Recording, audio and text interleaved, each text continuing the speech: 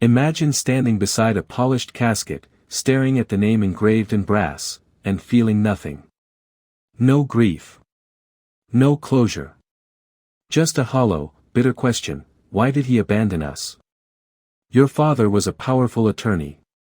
A man of influence. A man with secrets.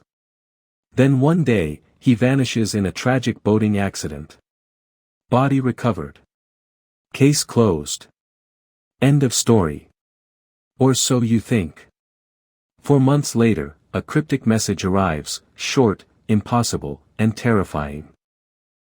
It connects your father's death to something far bigger than family betrayal. A presidential candidate is assassinated in the heart of Austin.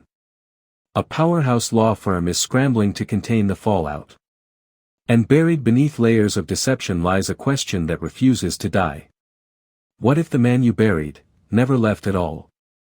What if he's still out there, watching, calculating, pulling strings from the shadows? Today, we're diving deep into In His Wake by Chad Zunker. A pulse-pounding conspiracy thriller where family trauma collides with political assassination, and the truth is more dangerous than any lie. As a journalist, he's trained to question everything. Facts matter.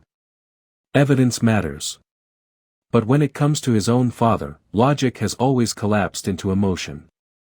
His father, once a respected, high-powered attorney, was distant, cold, and ultimately absent. A man who left behind 3 sons and a trail of unanswered questions. Then came the boating accident. Authorities ruled it accidental. Case closed. Funeral held. Grudges buried along with the body. But grief doesn't erase resentment.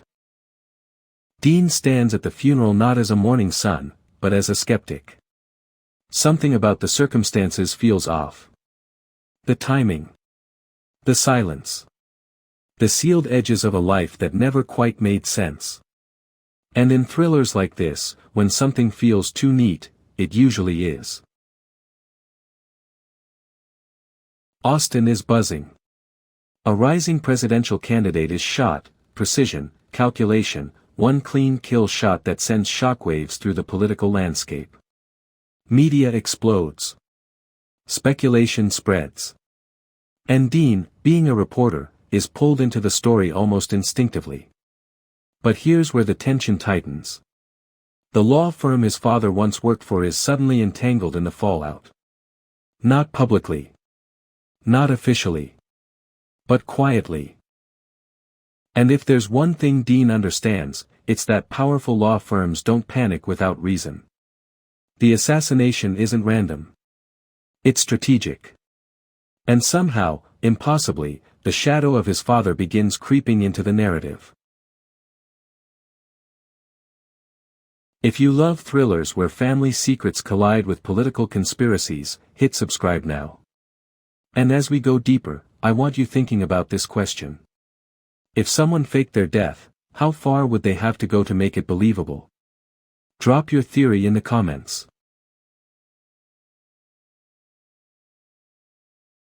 Enter April North. Smart. Sharp. Working inside the very law firm that once employed Dean's father. She discovers something she wasn't meant to see. A message. Not loud. Not obvious. But coded enough to raise alarm. And somehow, it points back to the man who supposedly drowned months ago.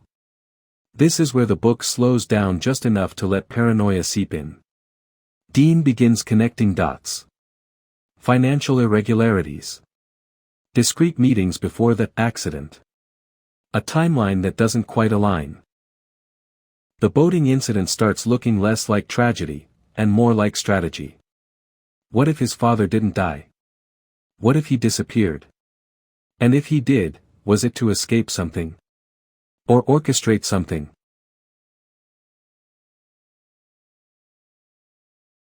Once Dean and April dig too deep, the shift happens. The tone changes. The pace accelerates. They're no longer investigating. They're fleeing. Surveillance tightens around them. Phones feel compromised. Every black SUV looks suspicious. Every unfamiliar face feels like a threat. This is where In His Wake transforms from investigative mystery into full-blown chase thriller. The conspiracy expands. Corporate corruption. Political manipulation. Strategic elimination of obstacles. And hovering over all of it is one haunting possibility. Dean's father might not be a victim. He might be the architect. The emotional tension here is what elevates the story. Because Dean isn't just fighting for survival. He's fighting the idea that the man who abandoned him might also be capable of orchestrating assassination-level chaos. Thrillers live and die by their reveals. And this one leans hard into psychological betrayal. The deeper Dean digs, the clearer it becomes. His father wasn't just involved. He was central. The boating accident. Carefully constructed. The disappearance.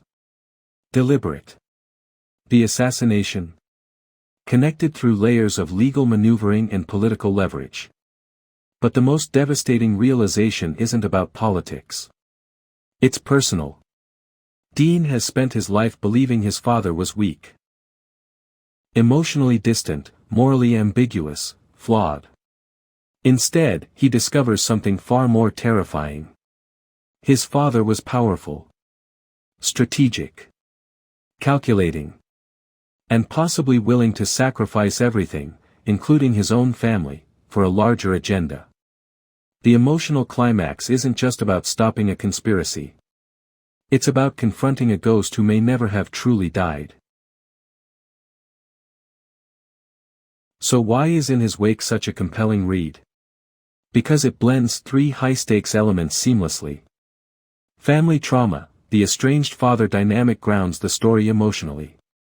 Political conspiracy, the assassination raises the stakes to a national level. Psychological suspense, the "is he alive?" question lingers like a shadow over every chapter. Dean Dawson isn't just chasing criminals. He's chasing truth. And in this novel, truth is layered, dangerous, and deeply personal.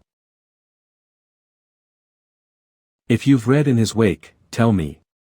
Do you think faking one's death is ever justifiable? And if you haven't read it yet, would you? If you enjoyed this deep dive thriller breakdown, subscribe for more cinematic book analyses. Share this video with a friend who loves political conspiracy stories. Because sometimes, the most dangerous enemy is the one you already buried.